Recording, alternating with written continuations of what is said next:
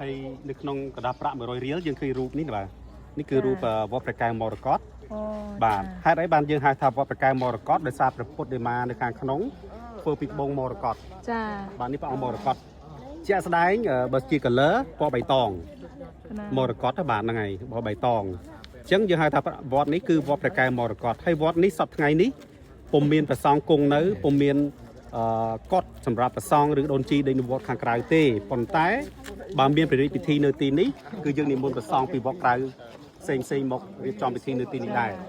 តែសម្ដេចនរោត្តមសីហនុព្រះអង្គធ្លាប់បួសជាប្រសងរយៈពេល1ឆ្នាំនៅហ្នឹងគឺនៅឆ្នាំ1947ដូច្នេះហើយបានជានេះរូបឆាយរបស់ព្រះអង្គមានបច្ចុប្បន្ន24ព្រះប្រសាហ្នឹងនៅពេលនៅបួសហ្នឹងហើយបាទអញ្ចឹងកដាប់ប្រាក់100រៀលហ្នឹងគឺ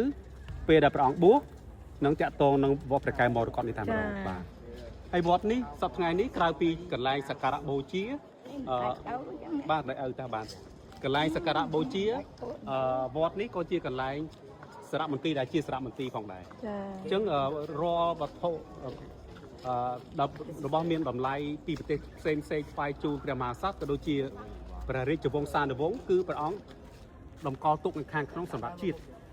បាទជាកេតនភ័ណ្ឌរបស់ជាតិយើងបាទអញ្ចឹងហើយបានជាយើងហៅថាវត្តរបស់ព្រះមហាក្សត្រហើយក៏មានរបស់តាំងពីច្រើន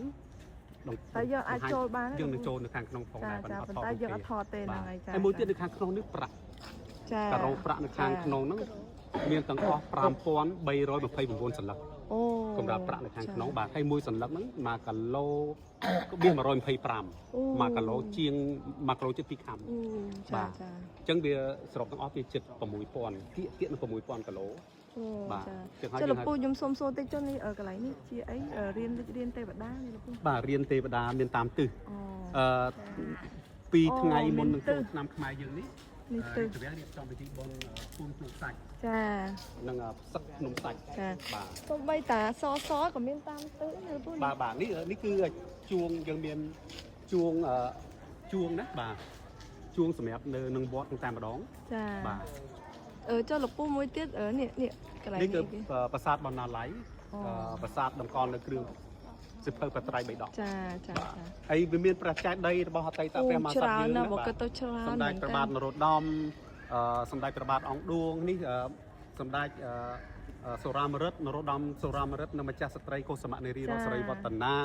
សម្ដេចតាសម្ដេចនរោត្តមសីហនុក៏នៅនឹងដែរជាមួយនឹងបុត្រីគុណចាស់បុប្ផាចាជាមួយនៅជុំវិញនេះគឺ604ម៉ែត្រជញ្ជាំងខែវបាទនេះចាខែវនេះ604ម៉ែត្ររឿងរាមកេរ្តិ៍ចាខ្ញុំពីដើមរឿងរហូតដល់បញ្ចប់រឿង